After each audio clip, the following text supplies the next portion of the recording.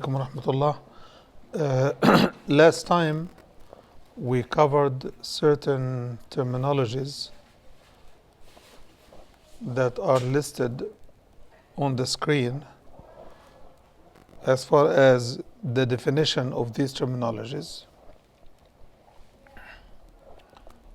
Those terminologies are the terminologies used in the context of marriage all throughout the Quran, which means these terms are governing terms of the relationship. They set not only the tone, but the guidelines of what this relationship is about. We spoke about taqwa, dwelling with them in decency and respect, contentment, peace and settlement for the husband, for the wife, for the kids, the concept of tranquility, reaching out. What did Sister Hawa call it? Ingratiation? Ingratiation. Yeah. I found that mawadda is different from ingratiation, but it's close. It's close. Then we talked about that men and women are garments for each other. They cover each other. They give comfort to each other. They give beauty to each other. And we also spoke about the concept of mutual acceptance and mutual consultation. Today we are going to get the citations of the references for these concepts in the Quran and explain how do they apply to real life. Here we got the first ayah in the surah of An-Nisa, surah titled Women, in which Allah subhanahu wa ta'ala says, O mankind, be dutiful to your Lord, be fearful, be respectful, be observant of to your Lord, who created you from a single soul. That is said to be Adam, right? And I explained last time that the only one who was actually created from Adam is Eve, and everyone else comes from an Eve. So we are not all created from Adam, we are all created from Eve. Indirectly from Adam, definitely, but directly from Eve. And from him, from Adam, Allah created his spouse, which is Hawa. And from them both He created many men and women, and fear Allah, through whom you demand your mutual rights, and the wombs, the kinship. Surely Allah is ever an all-watcher over you. Well, definitely, as I mentioned before, I do have some reservation about the accuracy of the translation, but it suffices the meaning. It captures a good part of the meaning. Here the ayah's focus is fear Allah, be observant of Allah. And this is directed at specifically men and women in the context of marriage. Be dutiful to Allah, be observant of Allah. Excuse me.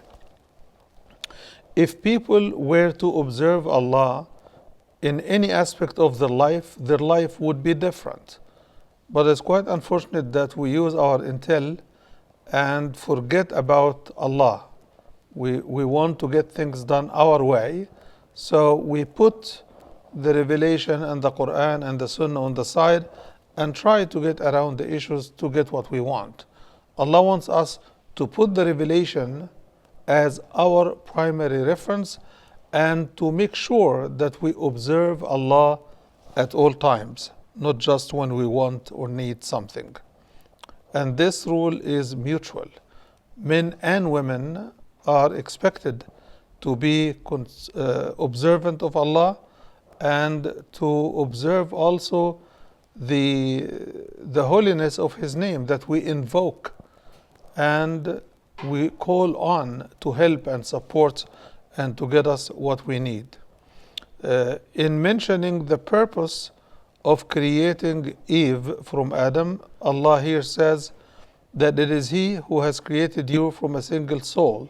a single person, and then he created from him his spouse. وَخَلَقَ مِنْهَا زَوْجَهَا, calling Eve as his zawj, his wife, in order that they may enjoy the pleasure of living with each other. When he had intercourse or sexual relation with her, she became pregnant and she carried it about lightly. Then, when it became heavy, they both invoked Allah's name, their Lord, saying, "If you give us a righteous, good child, we shall indeed be among the grateful." This is the promise that families make to Allah, saying, if you give us a righteous child, we'll be good. And indeed He gives them, but then people turn against Allah subhanahu wa ta'ala. People turn against Allah. So the highlight of this citation here is that Hawa is created from his soul, from a single person. Here is not a right translation. The right word is soul. Min nafs wahida, from a single soul. And the other highlight here is the fact that so that he might enjoy the pleasure of living with her, as if Eve is created for Adam, and it is true, she was, right? But you read the next reference that we'll bring here, in the ayah in Surah Al-Rum, Allah subhanahu wa ta'ala says, and among his signs is this, that he created for you spouses from among your souls. وَمِنْ آيَاتِهِ أَنْ خَلَقَ لَكُم مِّنْ أَنفُسِكُمْ أَزْوَاجًا, to pair with, لِتَسْكُنُوا إِلَيْهَا, to dwell with them in tranquility and peace. So the purpose of marriage is not just that the woman is created for the comfort of man, but also the man here is included as a source of sakan, a source of contentment and comfort for the woman. So the Quran is not taking a gender position. The Quran is saying, in the eyes of Allah, in the sight of Allah, males or females are the same. I have created you both to give comfort to each other. So it's not just one-sided as the previous ayah may be misread. Here, Allah subhanahu wa ta'ala says, وَعَاشِرُوهُنَّ بِالْمَعْرُوفِ, and dwell with them بالمعروف. We explained before that ma'ruf is whatever decent people and righteous people accept as a norm.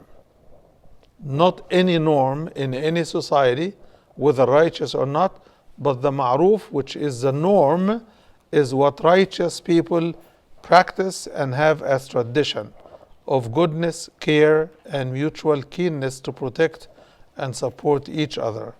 Customary beautiful and extra goodness. All of these are definitions for the word ma'ruf.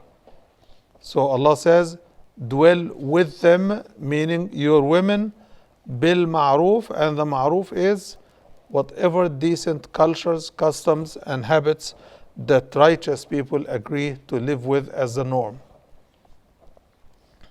Here in this reference in Surah Al-Baqarah, ayah 233, Allah subhanahu wa ta'ala is saying, using the word taradin, which is mutual satisfaction, watashawur, mutual consultation, as a foundation of resolving whether or not to wean a child.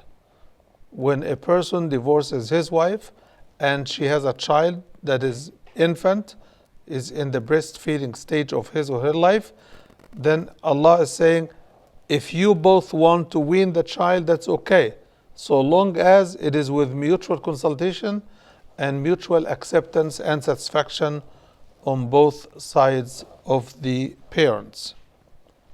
So in this, Allah sets mutual consultation and mutual satisfaction as a foundation for family decision making. So this is not to be understood as a limited principle for a limited occasion, which is to wean a child. It is for everything in the family. It has to be done with mutual consultation and mutual acceptance.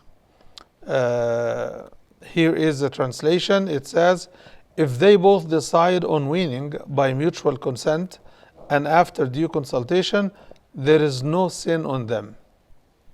Which implies also that no one should impose their position on the other when it is a family interest.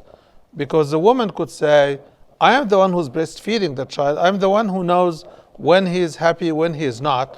What business do you have with it? But the Quran says no, mutual consultation between the two. The father could say, I am the one taking care of everybody here, so my word has to go. It says mutual consultation. Why is mutual consultation important? Not only in this issue, but every issue that affects the two sides in the family. It is because both of them have something at stake with what goes on, and both of them will bear the consequences. Some brothers, unfortunately, they would say, okay, I will consult with her, but I will, because I have the authority to make the final decision, then she just has to listen. So they ask the question and listen to whatever the wife has to say, and they ignore what she says completely, and they go with their own decision as if no discussion had taken place. But the Quran wants us to actually exercise mutual consultation and not to ignore each other's opinion. We spoke at length last time about mawaddah and rahmah. Sorry, can I ask a question about the Constitution? Yes. So what if it's something that doesn't affect her so much? In that case, does he have more weight on the decision? Like what? I don't know. I can't think of one now, but I know what happens. Buying a car, or I don't know. She wants to buy a car. Going on a business trip, or anything. Like, it doesn't affect her that much, you know? Does he have more weight on the decision? It depends whose investment is going to go into that project. Okay? So, for example, if she wants to buy her own car, right? She can buy without consulting him if it is completely her money, right? But consultation brings people closer to each other, even if it is something personal, right? Like, I've noticed a few times, like, people have said to me, for example, you know, we're head to head on this issue, and it's really important to me, and I have my own job. Okay, fine, I'll just go do it myself, you know, and that causes some, distance between. Because the husband and the wife relationship is not to be managed by the sword of the law. It has to be managed by mutual consent. Like, if I buy something new, I ask my wife, what do you think? If she buys something new, she tells me, what do you think? So not talking means we are turning from spouses into roommates. I get what I want, you get what you want, and that's it. And this is where the gap comes in. When people act as if they are not with a spouse, they are with a roommate. So they act completely independent. But that's not the proper relationship. Yes. Some men, they just set up their mind as a culturally, even though they say they practice the it's like just the way they grow up and set up in this way. It's hard for to change their habit now, So what should women do? Because this is the way his father, his grandfather, the way this is just the way he was, and now it's very difficult to overnight or for them to change everything with this habit. We all, as humans, use our customs, habits, and family traditions in managing our life, unless we learn something better, unless we know something is really gonna pay off handsomely. So we change our ways. So not everybody will copy their family unless it pays off. If it doesn't pay off, people decide to change. Some people are so stubborn that even if it doesn't pay off and it costs them a lot of price, a lot of loss, they still are more comfortable losing the money and the interest but following the traditions. Those are not the majority, alhamdulillah. But everybody else, we are prone to temptation. If you reward your husband for doing something that you like, and he likes the reward you give him, he would want to change to get more reward of the same. Okay? But if you punish him for not doing what you want to do, and he's stubborn, he's going to insist on doing more of the same because he wants to punish you back. So the dynamic in the relationship, unfortunately, governs what's going to go on each one's side. So if the dynamics are good, everybody is willing to chip in, participate, be lenient, and laissez-passer, laissez-faire as they call. But if people are entrenched in their position, one side or the two, then they tend to clash more, and life becomes a series of clashes all the time. This is the way it has been in the family. So to change this dynamic, one person at least has to decide that he or she is going to be the bigger head, the better head, the bigger heart, and they start to change the dynamic from their side. Then something will come up on the other side as well. I hope that this answers your question. Okay, any other question? Okay. Mutual consultation and satisfaction, as I mentioned, is an entrenched principle, and it runs the gamut of areas and spheres of influence. If you consult with your husband on things that he didn't expect you to consult, he also will be encouraged to consult with you on things that he used to do on his own. Unfortunately, most brothers and sisters, they get married. I'm talking about in the US setup. Most people, they do not move necessarily from their family home to the marital home. They live single for some time. They get the habits of being single, being free, doing anything they want, sleeping anytime they want, and changing entrenched habits becomes very difficult. I hear from some sisters that some brothers treat them like a roommate, and they don't treat the wife as a new person in their life, someone they love, someone they care for, and the sisters feel alienated in the beginning of the relationship, as if they kind of like boarded the wrong ship, because they are not feeling welcome, they are not feeling that there is even a desire to accommodate them.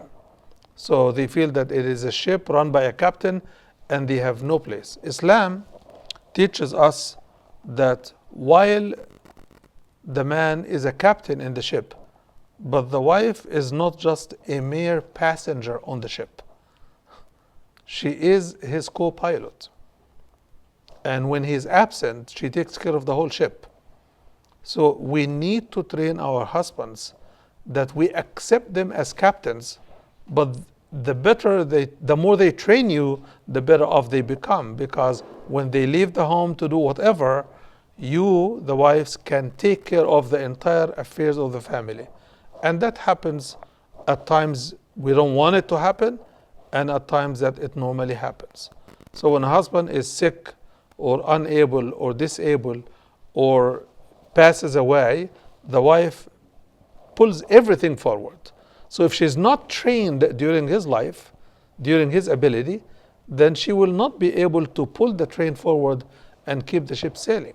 So we need to share those issues with our husbands so that they understand that this is not about selfish competition. It is about the ability to manage the affairs of the family. Okay? Also, husbands are better encouraged to consult and counsel and respect the counsel of their wives, because they also learn whoever is on the ship has an opinion, has a feeling. And when they get adjusted in their own decision-making process and their ways to meet the needs of their passengers, they have a happy sail. They have no problem, they have no complaints, and it's easier for them to manage a ship that has no problem. But when they keep everything closed and away from their wives, they get stuck when there is a problem because there is no partnership, there is no communication. So we need to explain those issues to our husbands to make them aware of what payoff they get when they participate with you as partners in the family affairs. Having said that, there are matters in the families that finally, when you agree, it's okay. When you convince him of your opinion, it's okay. But what if you couldn't convince him of your opinion, even though you may be right? But for whatever reason, you couldn't convince him of your opinion. What do you want him to do? He will have to go by his opinion, right? And that happens sometimes. Some sisters insist, no, if we disagree, we have to go to a judge between the two of us. Family affairs could not be run like this. You couldn't have a judge on demand, like every time you disagree with your husband on something, that a judge will have to stand by and come to pull parties apart. But you have to develop a mechanism in which you voice your opinion and he voices his opinion, and you see which one is better. And when you agree, fine. When you disagree, someone has to be the final arbiter, take decisions, and bear the responsibility for the consequences. The Quran assigned the man that responsibility. The Quran says that men are in charge of the affairs of the family, the women, and the children. So they become like the president of a company. Some executive, some CEO will have to make the final decision when nobody wants to agree with nobody. So that is the person that is going to bear the responsibility for whatever happens after. Let us say, for example, your husband gets a job in California. He likes the offer, and he likes the weather, and he likes what he has seen in the interview, right? And he comes back home and says, they give me a good offer. No, but my family is here. You know, I told you, I don't want to move away from my family. My mom helps me with the kids from time to time. And you're going about your work and I will be alone and stuff. It's not going to work. I have no friends there. Maybe you like the people you saw, but So if you couldn't convince him to stay, and he sees that it pays off for him to move on, you both have to decide, do you really want to stay together? Or do you want to force him? Or does he want to force you? Or does one of you want to act like a wise person in the crowd and move on? Because this is a human conflict. And we are prone to conflicts all the time because we feel different about things. We see things in different values, right? We have different priorities at times, right? So my stay next to my family is a top priority, but his job is a top priority. He wants to provide for his family, right? So you have to see where the value really is, okay? So if you convince your husband to agree, this will be great. If you couldn't, then try to work with his choice because the family has to keep moving forward. Back to the mawadda and rahmah. Mawadda is not really affection, okay? Here it is translated as affection, but as I explained before, mawadda is to do what it takes to earn the love of someone. That's mawadda. So when you send somebody a gift, that's called mawadda, tawaddud, that you're trying to gain their love. If you stand with somebody when they need you, it is a good thing to do religiously and as ethics go, but at the same time, you are doing something that would earn you their love and their respect. Okay? So earning somebody's love is called a process of tawaddud, that you continue to show respect, support, care, compassion, love, attention. All of these elements are intended to earn you their love. This is called tawaddud. Okay? So Allah is saying that He has made between us, men and women, in the context of marriage, an inclination for earning each other's love. That inclination towards seeking each other's love is called mawadda. Some people say, oh, Allah didn't put mawadda between me and my spouse. No, He did, but you don't want to use it. There are things that you do that you know your wife loves you when you do it, right? Don't do the opposite and say, Allah didn't tell me that. So we have to do what Allah expects of us. He has already installed in us the ability to be decent, the ability to be kind, to be compassionate. And this is what mawadda and tawaddud is about. Also, another element which is very important is mercy. To be merciful, to extend mercy. In the hadith of the Prophet ﷺ, ما يكون الرفق في شيء إلا زانه. Kindness and leniency, they do not involve anything, but they make it very beautiful. When leniency and care and mercy are embedded in anything, they make it very beautiful. When harshness is embedded or involved in anything, it makes it very difficult. So, ما يكون الرفق في شيء إلا زانه ولا العنف في شيء إلا شانه. Unf or violence makes things ugly and unbearable. Why is earning somebody's love important as a pillar in marriage? It is important because if I make it my mission that you are happy, and you make it your mission that I am happy, both of us control and own our happiness and control each other's happiness. But if we want to succeed and make it our mission to make each other happy, both of us will succeed.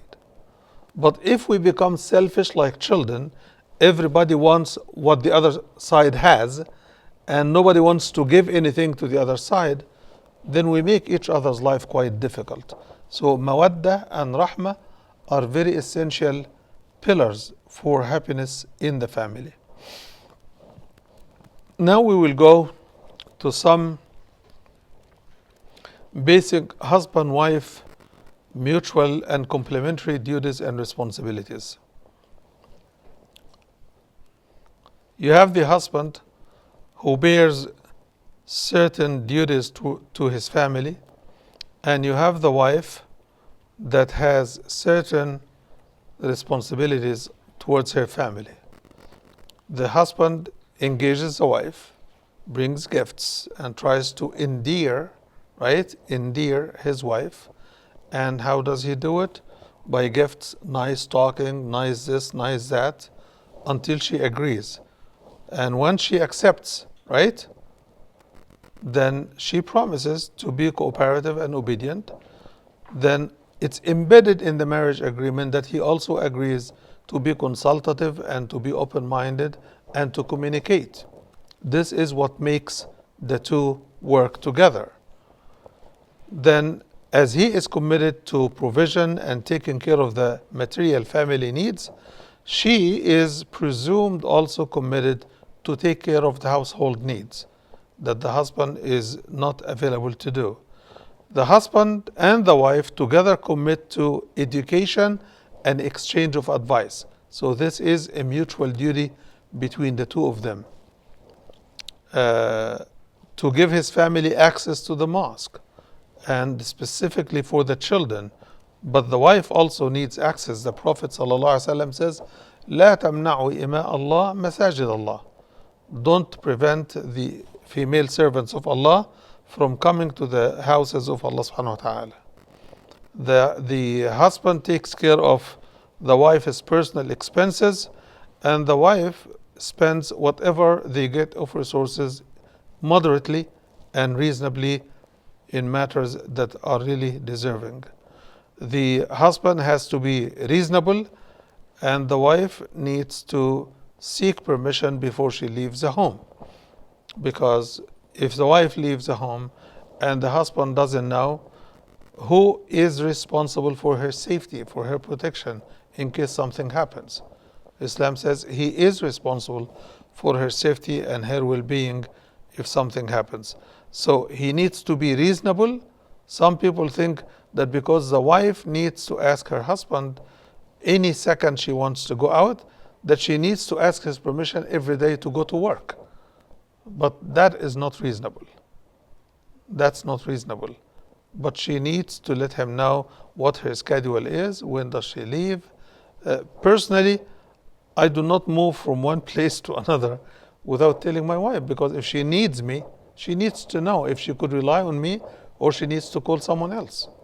So if I'm going 20 miles away, I have to tell her. So we have to be reasonable with each other, and we have to level with each other. The husband bears financial responsibility, and the wife's financial resources are independent from the husband's resources. So if the husband makes that much money, he spends some of it on his basic responsibilities. Whatever is left is his.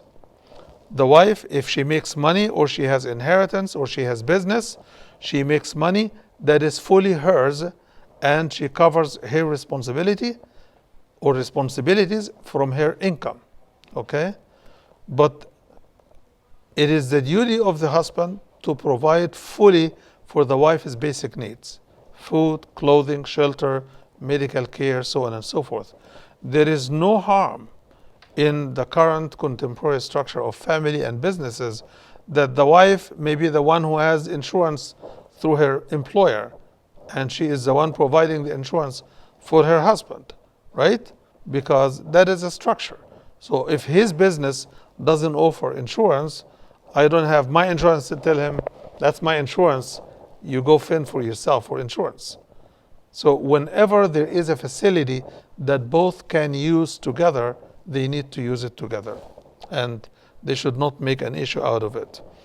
So the financial independence of the husband and the wife is also a pillar in the relationship. And in many cases, when there is a money dispute in the family, it is because people do not observe or do not know what the limits are. Most people today get married and say 50-50, as if this 50-50 is fair. But if 50-50 is fair, it means that everything has to be 50-50. I buy my own food, you buy your own food, right? You go to your work, I go to my work. We come home, both of us will pull up our sleeves and start cleaning and cooking and taking care of the kids, right? You do it one day, I do it one day. But life does not lend itself for a 50-50 distribution of everything. It has to be by mutual consultation and mutual acceptance on both sides. I know that those issues will bring a lot of questions. Yeah, there are a lot among young people that are born and raised in the West. I think when they look at this, like my marriage is pretty much traditional like this, but I know that a lot of young people, they're like 50-50 all the way. What perspective would you, what advice would you give to those? Well, I will give them the ayat in Surah An-Nisa, ayah number 30 to 34. In those ayat, the Quran explains that women have a share of what they earn and men have a share of what they earn. That's the Quran. You earn $50,000, I earn $50,000. I am responsible for you as your husband, right? Which means I have to spend on household needs. You're part of that, okay? So if you donate to the expenses of the household because my 50 is not enough, that's a charity on your part. But no one should compel a wife to work and sweat to spend on a man.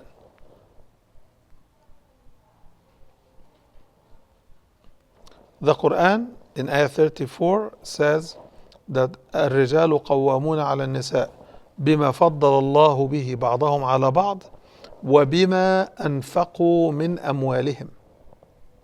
That Allah has given men some authority over the affairs and the needs of the women for two reasons. Number one, whatever Allah has given of each one of them of qualities and bounties and gifts, and because of what they spend of their own money on them, women.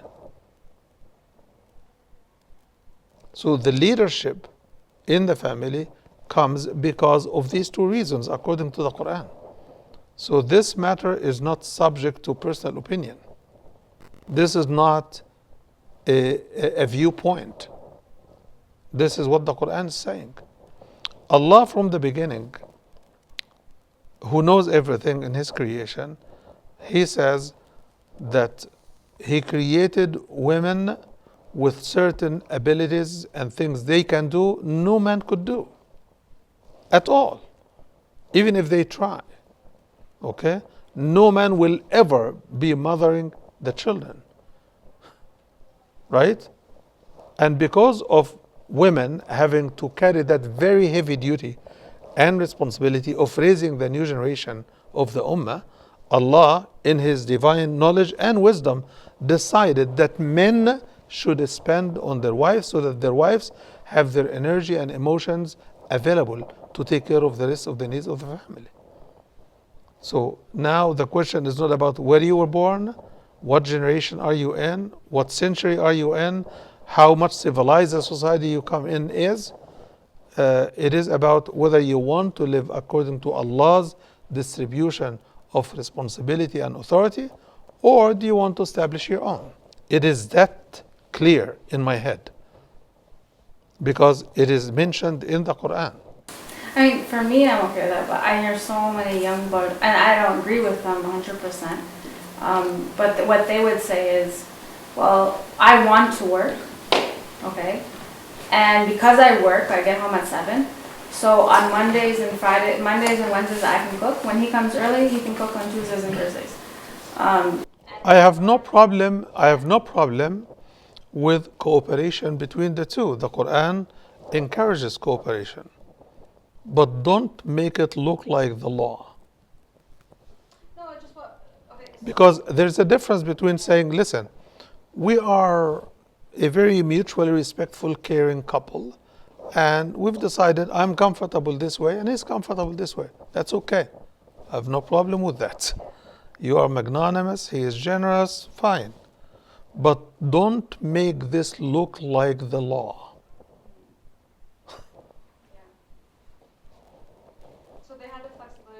Because other wives may prefer to be home. Other wives may prefer to work only part-time. So if you make it look like the law, it has to apply to everybody. What has to apply to everybody is something that has to come from a power bigger than ourselves. Then it becomes applicable to everybody because He has the wisdom and the knowledge to tell us what to do. But when we use our wisdom as a substitute for His, our knowledge as a substitute for His, and we are comfortable with that, that's okay. So long as it does not violate the law and it does not substitute the law. The West has gone through a journey of family degradation until families became the exception. And even they have been changed. Even the word family now, I was reading a marriage license today, and it lists the name of the husband, and then it says what? Something like parent or spouse, and then it says male and female, which means our marriage certificates are ready to say a husband and a wife is an old concept. Now it is a person and a person, and it can be male or female on either side.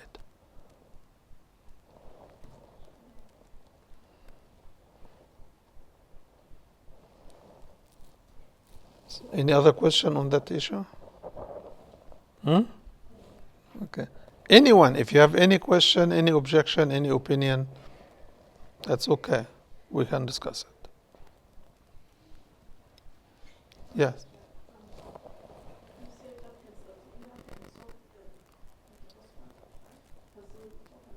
Yes, yes. Both husband and wife, they need to consult on matters that affect anyone more than themselves in the family.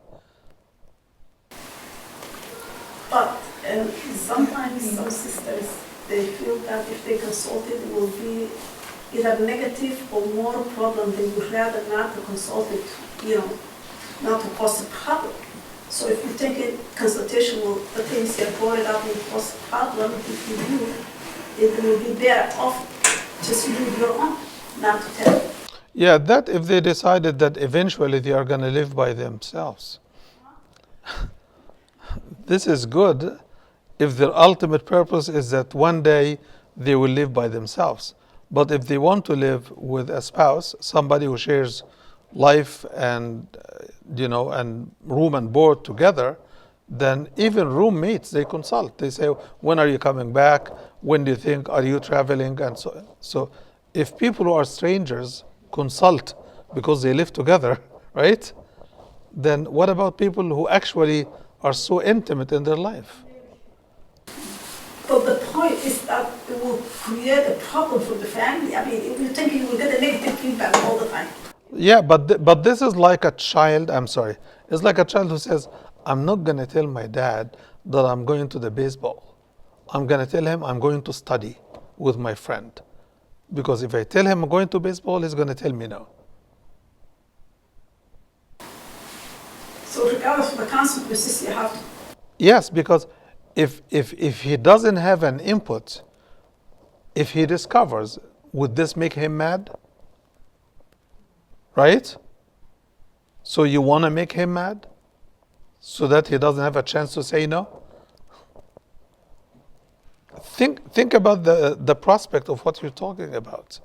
You're saying, I don't want to tell him something because he may say no. Or I know he will say no. But that's his authority. If you could convince him, fine. If you couldn't convince him, he bears responsibility. When he tells you no for something, he should have said yes. Okay? So don't try to strip him of his responsibility because you're afraid he would say no. Let him say no. Huh? Yes, yes. The consequences will be on him. But if you don't tell him, the consequences will be on you. And it will be worse. Right? Balance. Okay. Another. Where there may be situations where there are conflicts, say, between what somebody may feel they want to do for their parents, and their spouse may say, oh, we need to, we don't need to. Because I think Yes. People need to start off from grounds that we are an extended family for each other. Like, extended families play a great deal of role in our lives. They take care of their grandchildren when we need them, and they stand with us when there is a crisis. We should stand with them when they need us also. So we should start off from that foundation. If this foundation is not there, then trying to use anybody's opinion without this foundation is going to create personal taste. If I like my in-laws, I will approve anything you want to do for them. If I don't like any one of them, I will tell you this one, no, all the time. But if I am motivated by my faith and my principles, then there is something in common that we can always talk about. Okay? So we need to establish always a foundation. The foundation of good relationship. Okay, yes. Question. So what if you have like a family member that wants to borrow money? So Wants to borrow money? Yes. actually, check with your spouse before you lend out the money? Yeah, there is a question that I need to ask before I answer your question. Let us say my brother wants $500,000 and I have 20 million, right? I give him the $500,000 and I die. And I didn't tell my wife anything. Does she inherit 20 million or 19 and a half? Nothing. Because you didn't tell that you lent the money out, so how she's The gonna take brother-in-law that? owes, Huh? the brother-in-law owes the sister. He owes it, but I didn't tell her. That is true. That is true. How if he did not? That is true, but this is her money. This is her money and her children's money, and she needs to manage. So what I'm saying is, whenever there is somebody's right in the middle of anything, they have to be consulted. It is like, let us use a known rule. If I borrow $10,000 from you, and then in few months, right, I'm going to Hajj, and I'm spending $10,000, $20,000 on my trip, would this make you happy? So should I ask your permission before I go, or pay you your money? You want your money, right? So what I'm saying is, Islam says before you go to Hajj, you have to be free from due loans. If there's a loan that is due, right, then you have to get rid of it. If it is within range of the Hajj expenses. Somebody would say, for example, I have a loan on the home. It's $300,000. Should I make Hajj first or should I pay off my house? No. Go make your Hajj because your house is going to take the rest of your life. So the example I'm trying to bring to your attention is when I owe you something, I owe you also that I ask your permission before I use your money for something that you could have a say over.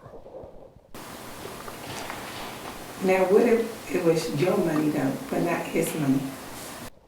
If it is the wife's money and she wants to lend her family or her friend, and it is that portion that she has control over, she can give money and lend money at her own free will. Likewise, if the husband has his own money, after spending on the family, satisfies all basic needs, and he has money in the saving, he can give it to his mom, to his sister's wedding, to anybody he wants. Do they need to consult with each other? Yes, as a matter of courtesy, but not as a matter of right.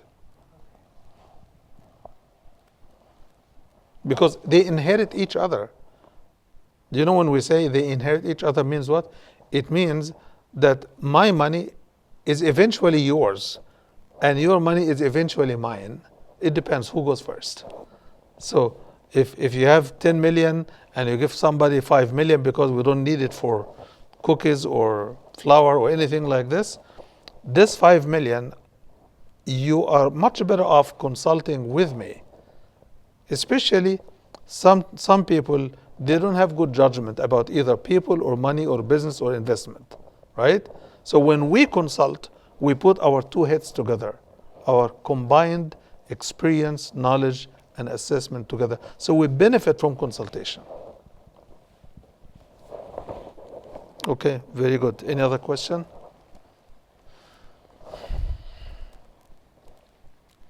Okay. Mutual and shared responsibilities. The husband and the wife should see each other as two companions traveling in a journey going to Allah. يا أيها الإنسان إنك كادح إلى ربك كدحا فملاقيه. We are all traveling going to Allah, right? In this journey, we together and individually must learn as much as we can. We must develop as much as we can. Develop our character, our resources, develop our ability to be righteous, develop our relationship with Allah and with people. All of this is mutual. So what I learn should be yours. What you learn should be mine. Okay? And what I develop of resources or skills should be also put to your benefit, not only for myself. And we should do this together. And that's why I always tell husbands and wives, especially fresh married couples, I always tell them, pray together, read Quran together, cook and eat together, make joint friends together, reach out to your neighbors together, because this reinforces the power of marriage. You don't live as an individual. It's like in marriage, we are two legs in one body. We're not separate legs in the same body. Okay, enjoining the good and forbidding the evil. The husband and the wife have both the right and the responsibility to correct each other. Not only the husband correcting the wife, but the wife also correcting the husband. Both should always do it with respect. Love, compassion, mercy, and respect for the spouse and for your in-laws. It is very important. You can't divorce your husband or your wife from their family and expect them to be happy.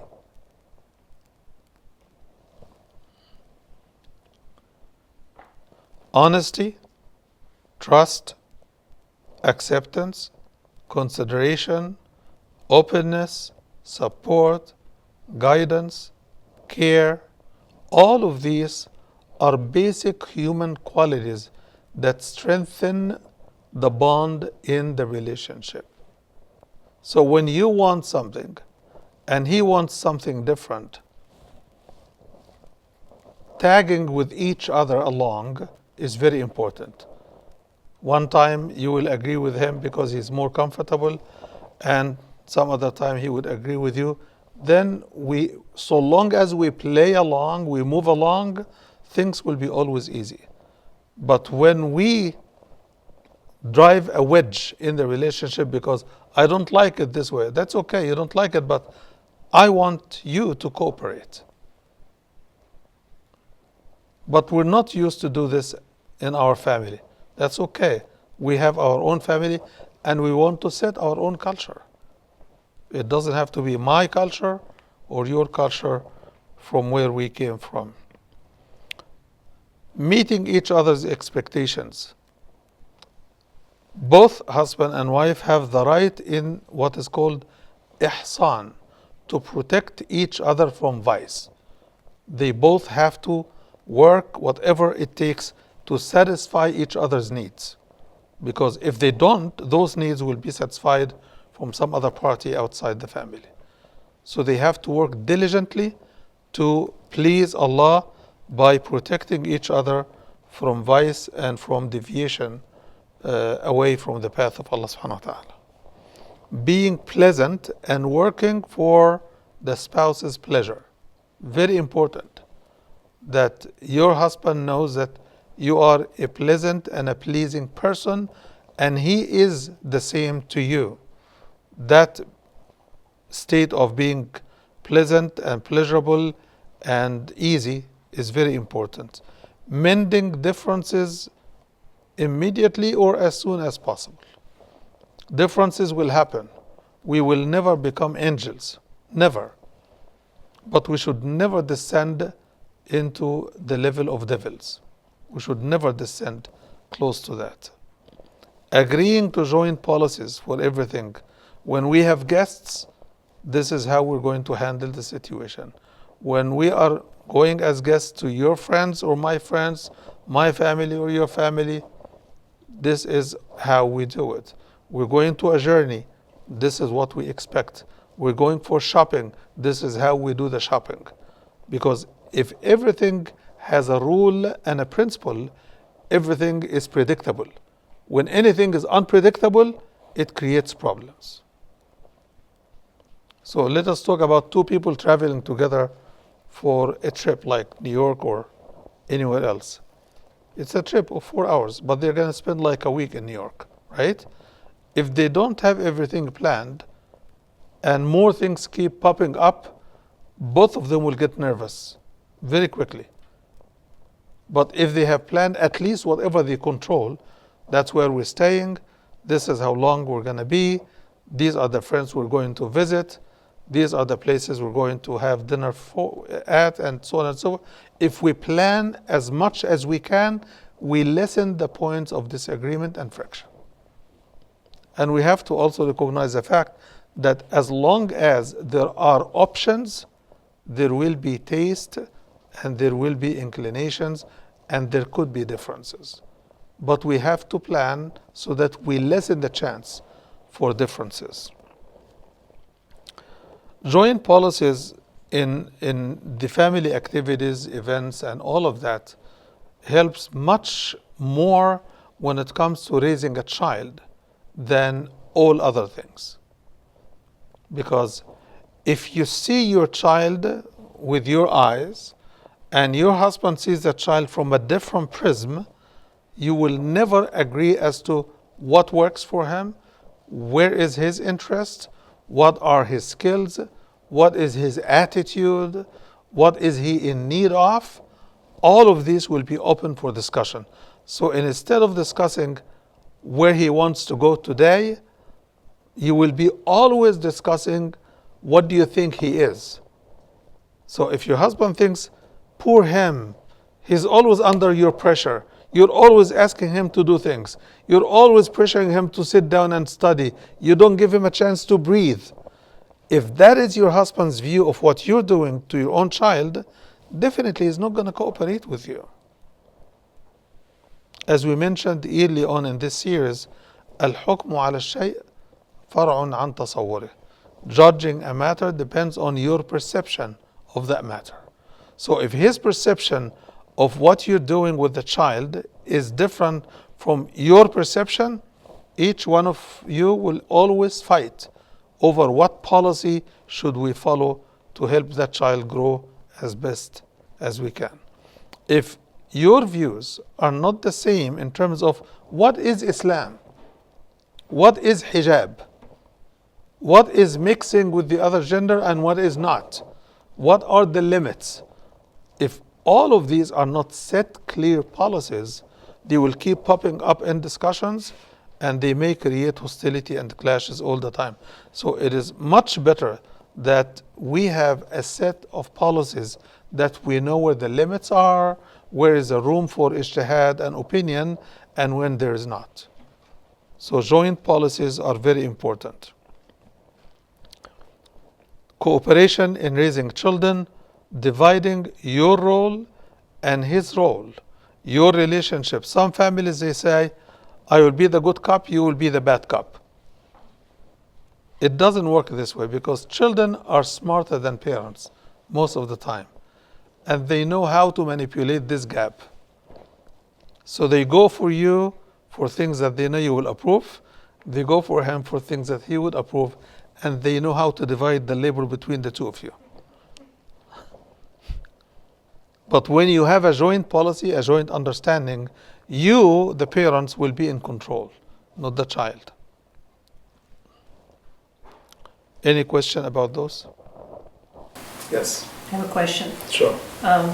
Who comes first Islamically, the wife or the mother to the son? Well, they shouldn't be a competition. The wife has a relationship that the mother cannot have. And the mother has a relationship that the wife can never have. So they should respect each other's position and not compete to take each other's rights or otherwise places. It shouldn't be a competitive relationship. Both of them lose when they compete over the son and the husband. If the wife competes with her mother-in-law over her husband, she loses her husband and her mother-in-law. And the mother that tries to compete with her daughter-in-law over her son, she loses her son and she loses her daughter-in-law.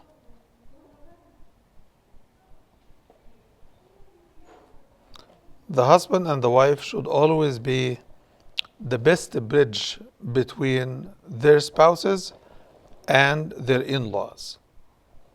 So let us say A is married to B. If A communicates about B all the wrong things she does to his or her mom and dad and everybody, she is actually destroying her role as a bridge between her husband and his in-laws. But if she always communicates best news, they would love to always be in good relationship with her husband. So it actually works in the opposite way that we think. When we complain, we should not complain to our side of the family. For two practical, simple reasons. Number one, they don't know your husband more than you do. So you're asking somebody who has less experience, right, and less knowledge to give you a judgment that's better than yours when you actually know your husband more than they do. Right? The second reason is when people do not know, they ask questions, right? So when they ask you questions to give you a better advice, they end up digging your private life more than you would have wanted them to know, right? And you are lured to do this because you want their help, you want their opinion, right? That means you are killing the privacy in your family with your own hands. But for example, if a wife is upset with her husband and she goes not to her mother, but she goes to his mother and talk to her like her own mother. Like, I noticed this, I'm coming to you as my mom and his mom. What were you doing when he would do something like this?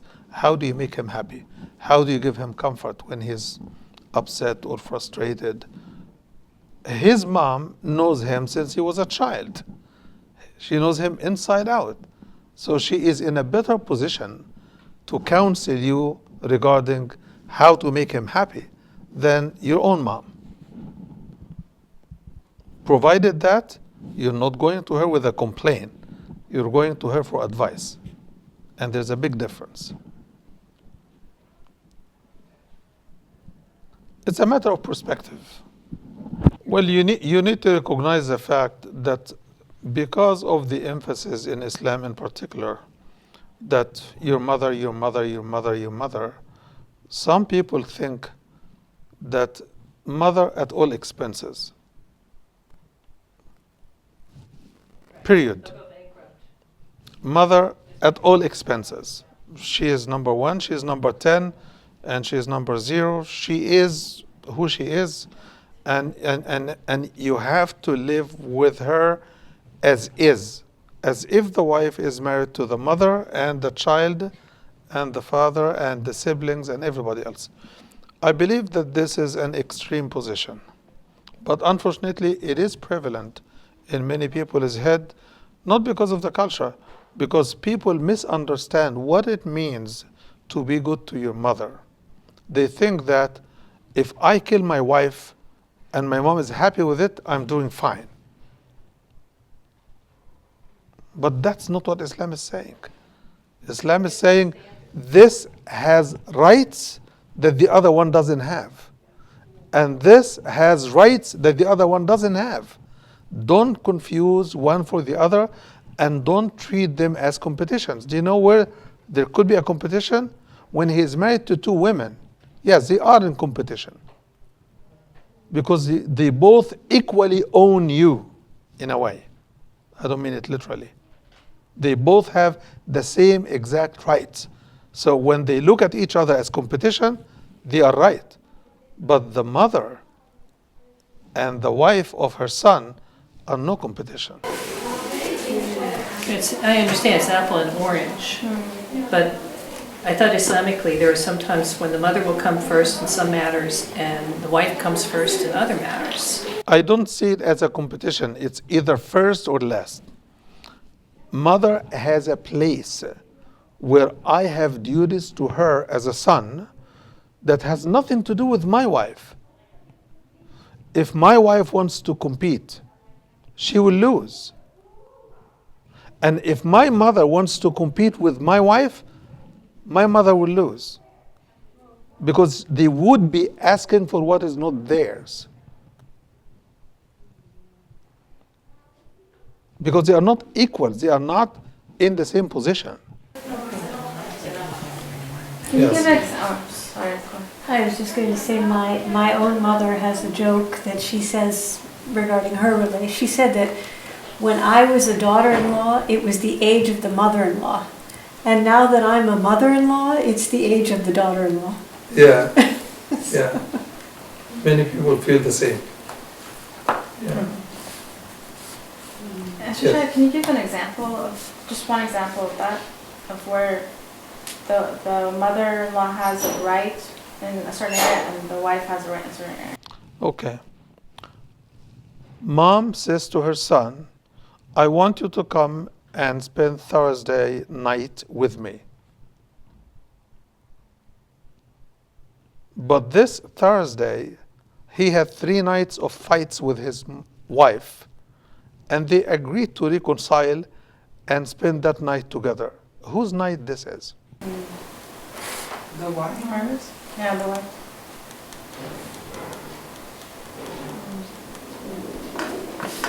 But we should not resolve this with the sword of my judgment.